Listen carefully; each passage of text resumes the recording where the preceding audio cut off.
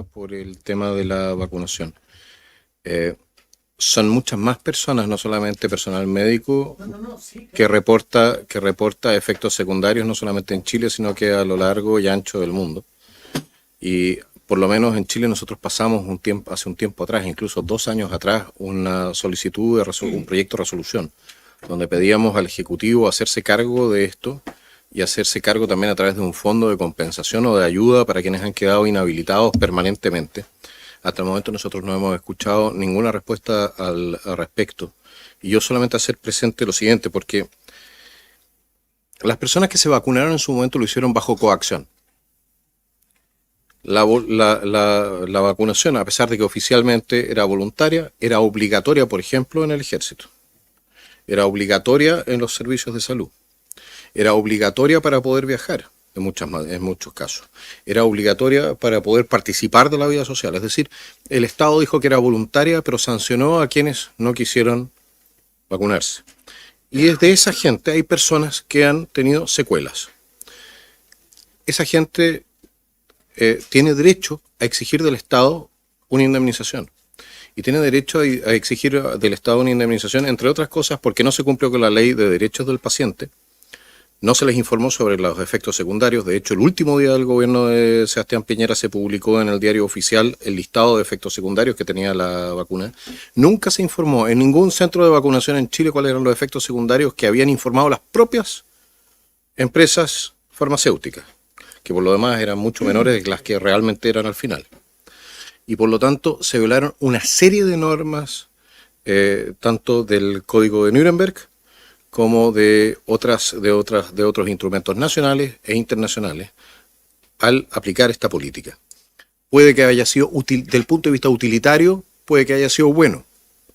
No lo voy a poner en duda, ¿de acuerdo? Porque esa no es mi función en este momento. Lo que yo sí pongo en duda es que se haya instalado la lógica de que uno podía violar los derechos humanos de miles y miles y miles de personas, quizás millones de personas, bajo la excusa de salvar al resto. Y eso es un tema que se ha repetido en la historia de nuestra humanidad en cuantas ocasiones. Pero en Chile no nos hemos hecho cargo de ese conflicto ético, para más remate con un medicamento experimental.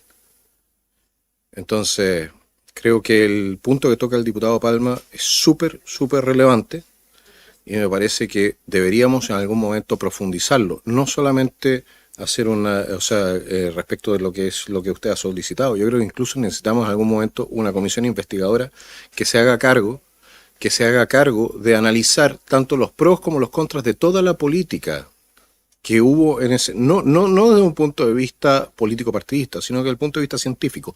¿Qué fue lo que sirvió? ¿Qué fue lo que no sirvió? Y hasta qué punto efectivamente se violentaron derechos de nuestros conciudadanos.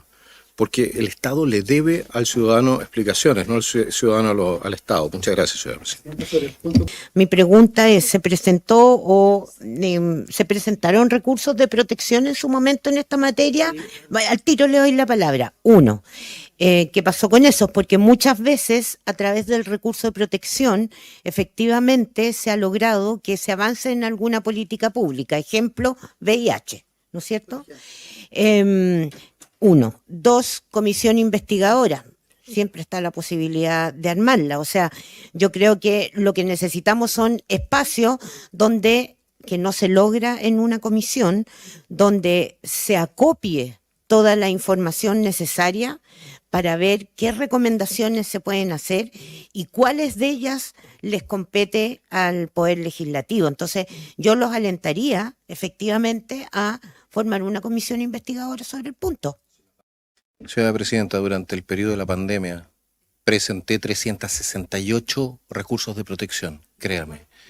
Posteriormente, no, fue tanto así que la Corte Suprema estableció que podían empezar a condenar en costas a los que estaban presentando los recursos de protección, porque les teníamos saturadas todas las Cortes de Apelaciones.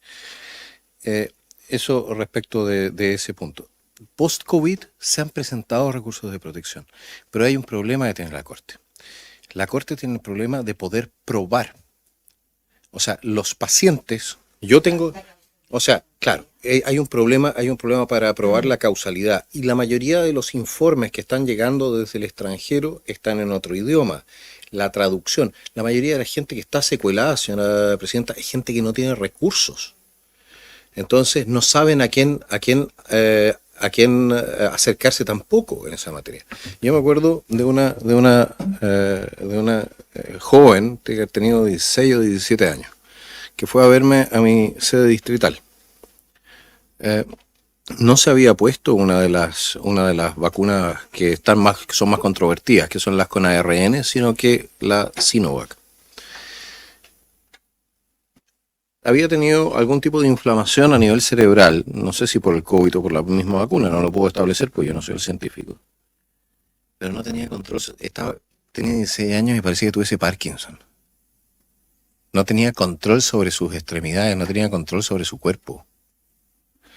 Entonces, cuando usted ve eso en una joven que usted sabe que va a tener que vivir con eso décadas, ¿qué se supone que hagamos? Porque aquí también muchas veces el levantar este tema ha ido acompañado de la acusación de ser sombreritos de aluminio o cualquier cosa por el estilo, que somos teóricos de la conspiración. Ya,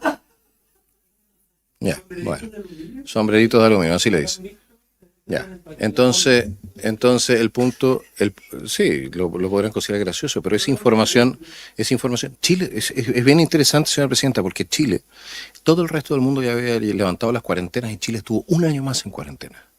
Porque Chile no mira las noticias a nivel internacional, lo que está sucediendo a nivel internacional, las comisiones investigadoras en Alemania, en la Unión Europea, en España, en Estados Unidos, etcétera. Todo eso ya viene avanzadísimo y tenemos mucha información. Y sin embargo, cuando uno presenta o dice, oye, aquí se hicieron las cosas quizás no tan bien como se había descrito, ¿no? A uno lo tachan de ser conspiranoico. ¿Por qué? Porque la inmensa mayoría de nuestra población lamentablemente no domina el inglés de tal manera de poder seguir lo que está sucediendo en otros congresos, en otros lugares de nuestro planeta. Y creo que sería hora de que nosotros también hagamos nuestras tareas en esa materia. Muchísimas gracias. Me parece muy bien y espero entonces que se haga una presentación para hacer una comisión investigadora que haga un seguimiento a las personas que, sí, me parece que se requiere saber y ver qué se puede hacer.